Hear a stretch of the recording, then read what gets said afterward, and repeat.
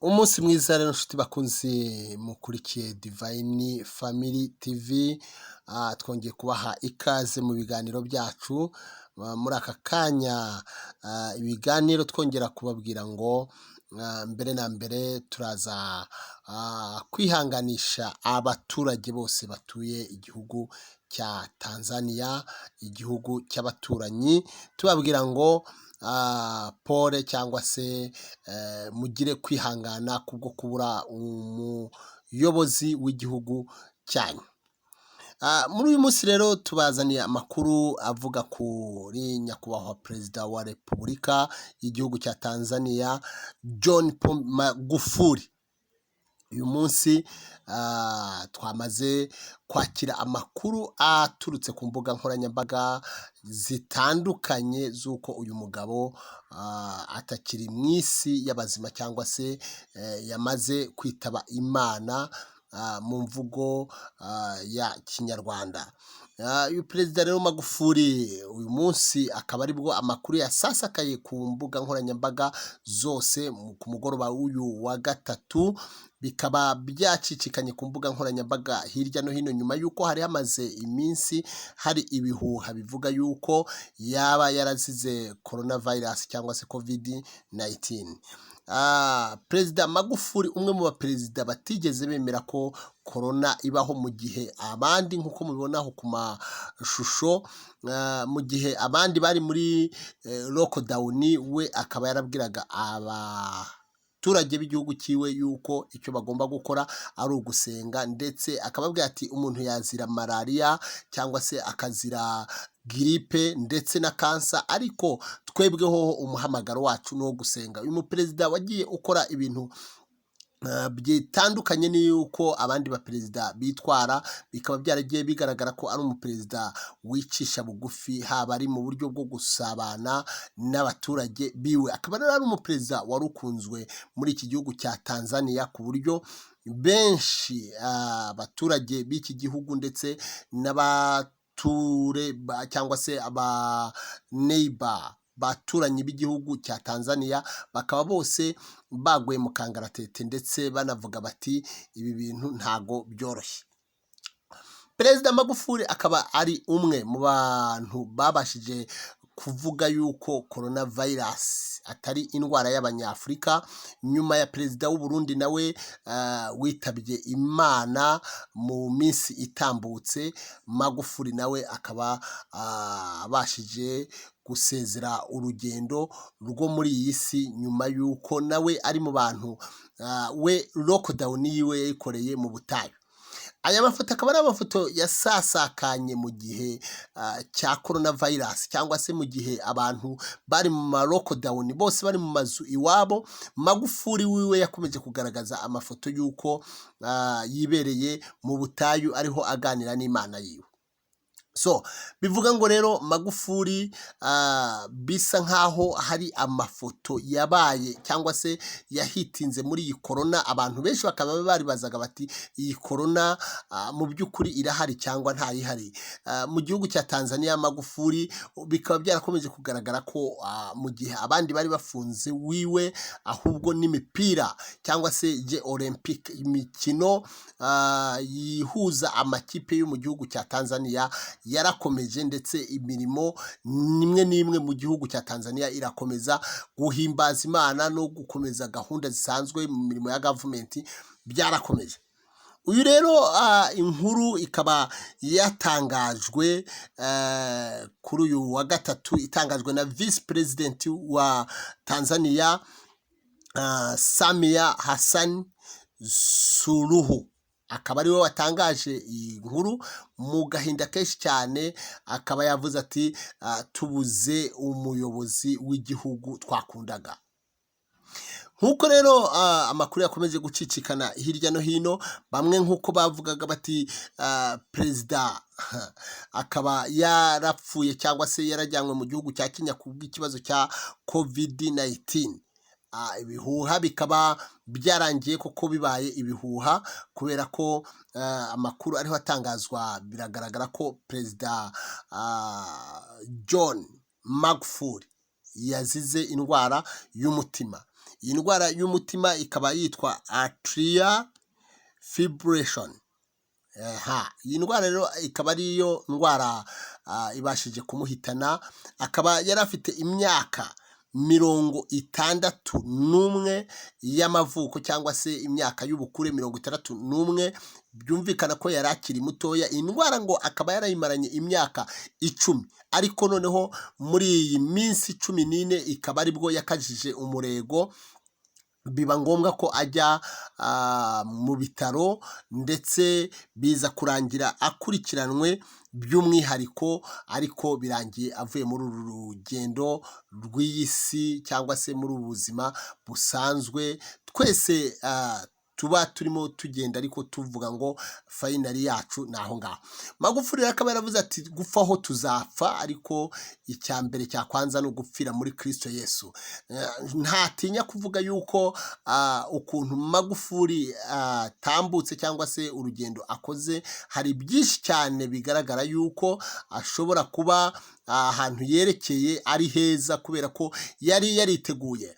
Abantu benshi rero bakomeje gukoresha amafoto atandukanye, ariko jyewe navuze ngo reka dusubire ku makuru yaranze uyu mugabo muri ibi bihe bya coronavirus. Coronavirus yatangiye umwaka ushize, mu mwaka w'ibihumbi 2020.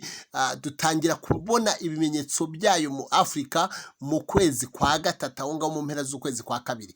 Noneho Magufuli mu gihe rwose bigaragara ko urushinge rwizengurukije rukagaruka hahandi, Magufuli bitaragera kuri ya matariki neza tuvuga ngo ibintu muri ibi bihugu byari byamaze gutangira gufunga, ariko ndumva muri aya matariki nk'igihugu cy'u Rwanda bari bamaze gufunga.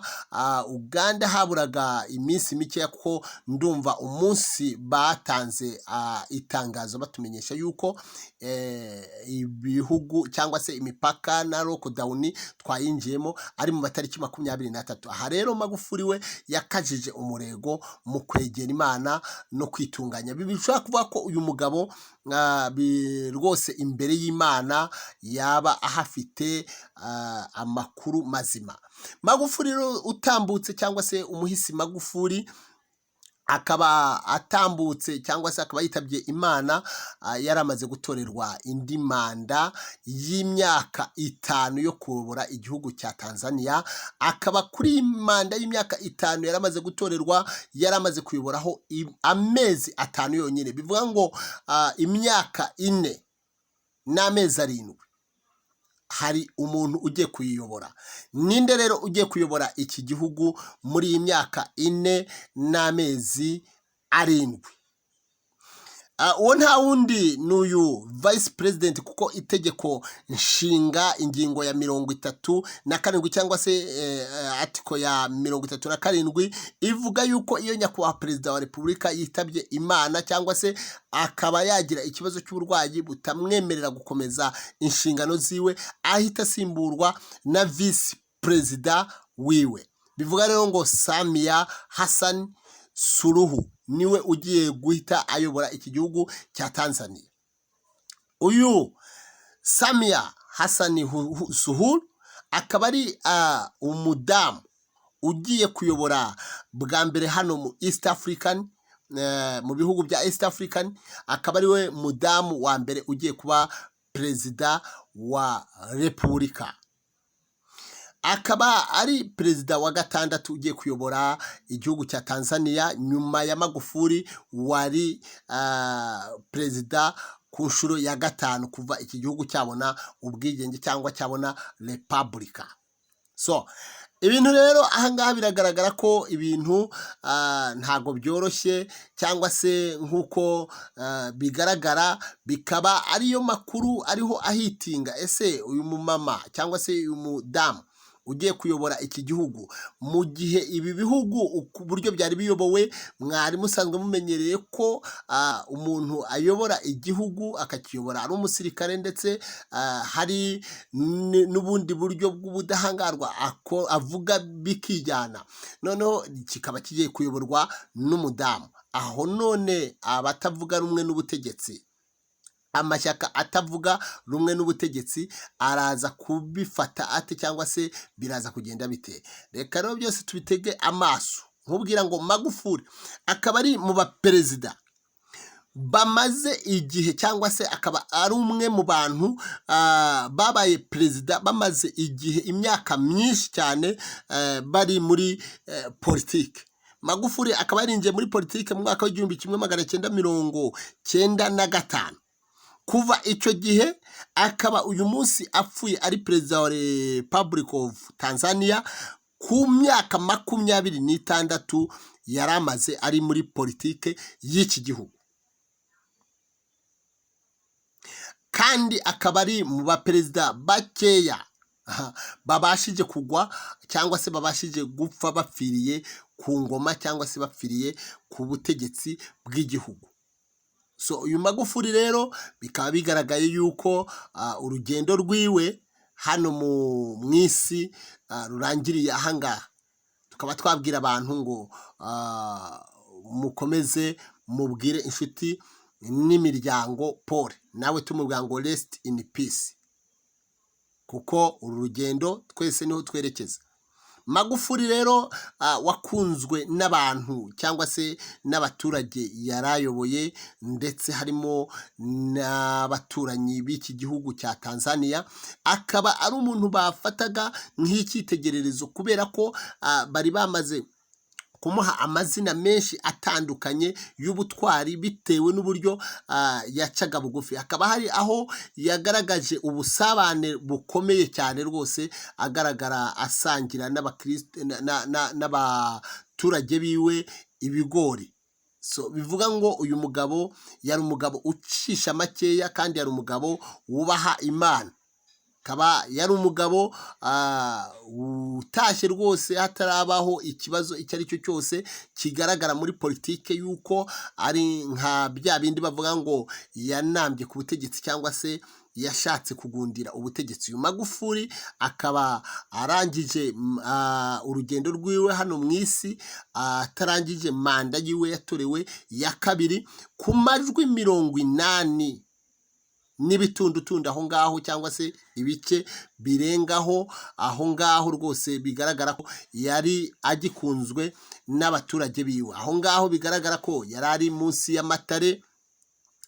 Ushobora kwibaza uti uyu muperezida witwara gutya umutekano wiwe uburinzwe ute? So uyu rero Magufuli nawe akaba yari umuperezida ufite umutekano uhagije, kubera ko abasirikare biwe bamurindaga bari mu basirikare batojwe kwica, kuko ntago kugira ngo ugere kuri uyu muperezida byashoboraga koroha. Ntago byari ibintu byoroshye, kuko yari afite uburinzi bukomeye, kandi yari afite garde corps, amamodoka ariya aba arenze perezida, amamodoka rwose arenze ahagije. Bivuga ngo uyu perezida Magufuli urugendo rwiwe akaba arurangije ahangaha. Igihe cyo gushyingurwa tukaba tuzakimenyeshwa mu matangazo azatangazwa na guverinoma. Hanyuma hakaba rero hari ibitangazamakuru byinshi byakomeje kwandika bivuga biti aho none Magufuli ntago yaba apfuye urupfu rutunguranye, ku buryo bashobora kuvuga yuko ari umutima, kandi wenda ikibazo ari mu bantu baba baravuze ko corona itariho, agahita yinjira mu bibazo byo guhangana n'abazungu. Ibyo byose rero tuzagenda tubigarukaho, kubera ko hari urutonde rw'abantu bahakanye corona ahangaha, cyangwa se batigeze bemera ko corona iriho. Bose ubu aya magingo ya corona turiho tugenda tugera ku musozo wayo, cyangwa se ahantu abantu bashobora kuba bari bavuga ngo urukingo rwayo rwamaze kuboneka, abo bantu bakaba nta gakuru kabo imusozi. Hakaba harimo uyu perezida Magufuli utarigeze yemera corona, hakabamo perezida w'igihugu cy'u Burundi nawe ntabwo yigeze yemera corona, hakabamo na Pastor Augustin Iga nawe utarigeze yemera corona. Abo bose ni ukuvuga ngo corona bigeze aho ibona urukingo. Hari perezida w'umudamu nawe wavuze ko corona rwose ntayihari, nawe urugendo rwe rwararangiye. So nkaba mvuga ngo abo bantu bose uteyemo itoroshi ushobora kwibaza ukavuga ngo kubera iki? bigeze ku gihe cy'uko hatangazwa ko urukingo rwa korona rwabonetse, abo bantu batakiri ku isi y'abazima. Magufuli niwe wari uhangaye kuko byari bigejeje aho igihe cyo kuboneka k'urukingo ndetse bamwe bamaze kuruterwa. Magufuli agihangaye, ariko nawe ntago icyo cyumweru cyo kuboneka k'urukingo kimuguye neza. So nkaba mvuga rero ngo ntago byoroshye. Magufuli, rest in peace. Twagukundaga kandi bigaragara yuko igihugu cyawe rwose nacyo gifite akababaro kenshi. Ku social media zitandukanye uyu munsi nta yandi makuru yiriweho kuri televiziyo y'igihugu, nta yandi makuru yiriweho bivuga yuko John Magufuli urugendo rwiwe hano mu isi rukaba rurangiriye aho ngaho. Magufuli wavutse itariki 29 Ukwakira muri 59, akaba yitabye Imana yujuje imyaka 61. Vice Perezida wiwe umusimbuye nawe akaba kwije imyaka 61. Bivuga ngo cyari ikigero kimwe. Bivuga ngo abantu mwese murye muri menge, kubera ko abantu ntago twe tumenyereye kumva ngo Perezida wa Repubulika arapfuye, kandi apfuye yarari ku buyobozi cyangwa se yarakiri ku ngoma. Ariko Magufuli urugendo rwiwe rukaba rurangiriye aho ngaho. Rero nkabambwira buri umwe wese nti iyo Imana yagushatse iragutwara. Nshobora kuvuga ngo wenda birashoboka ko hari ibintu byaba biri imbere bishobora kuba bizaba bikakaye cyangwa se bizaba bitoroshye. Imana ishobora kuba irebye uburyo uyu mugabo yajyaga ayiha umwanya uhagije, ikavangoreka ibimutambutse. Ari urwo rugendo twese twaba turwifuza. Umuntu akavuga ati aho kugira ngo nzahure n'ibizazane cyangwa se ibizafata bikamvana aho nabashije kugaragaza ubutwari, reka nitambukire.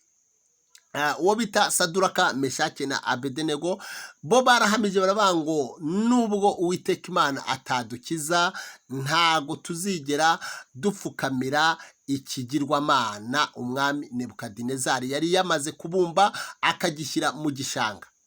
Hari ibintu rero biba bitandukanye, biba bica mu matwi y'abantu, ariko kenshi Imana hari igihe ijya ireba ikavuga ngo ibi ngibi reka ibigenze uko nguko.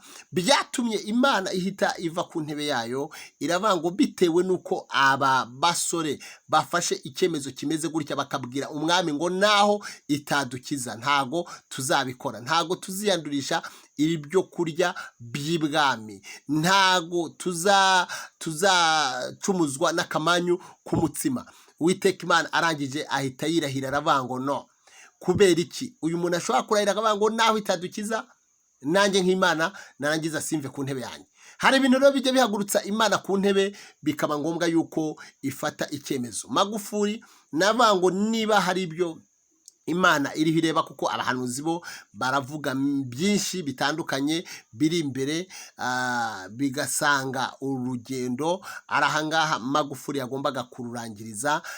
Ndumva nta gitangaza cyaba kirimo kuba Imana yaba ifashe icyemezo cyo kumwisubiza. Ariko navuga ngo ni umugabo w'icyitegererezo ku bintu bijyanye no kubaha Imana ndetse no guca bugufi. Ndetse hari akadisikuru kamwe twabashije kumva kacicikanye hirya no hino, kavuga kati gupfaho muzapfa, ariko icya mbere nuko we agomba gusohoza umuhamagaro wiwe. Umuhamagaro wa Magufuli nkaba mvuga ngo nuwo nguwo wo kuba mumubona aho ngaho mu matare. Ayo ngayo akaba ari amafoto yahitinze mu gihe abantu bose basaga nkaho bari mu mago yabo cyangwa se barimo batemerewe gusohoka, ariko we arangije afata decision aravuga ngo ntitaye ku byubahiro byo muri presidence, ntitaye ku cyo ndicyo, ntitaye ku nshingano, ntitaye ku bandinda cyangwa se abaprotokole banjye ibyo bakantegetse gukora, mfashe icyemezo ngiye mu misozi rwose, ahantu heza cyane hari amatare. Buriya hari ukuntu umuntu iyo agiranye ibihe byiza n'Imana ahantu nk'ahangaha hari ibintu byinshi cyane bijya bibasha gusobanuka. Navuga rero ngo kuri Magufuli nawe hari ibyasobanutse, ariyo mpamvu navuga ngo Uwiteka Imana afashe icyemezo cyo kumucyura. Ese waba wowe ugiye gusiga inkuru ki imusozi? Magufuli amakuru asize ndabona ko asobanutse dushingiye kuri aya mafoto. Nkwibutsa gukora subscribe, like, kandi ujye wibuka gusangiza ubu butumwa inshuti zacu. Iyi ngiyi ni Divine Family TV, turabakunda kandi tuzatubagezaho amakuru ajyanye n'ikinyejana. God bless you. Bye bye.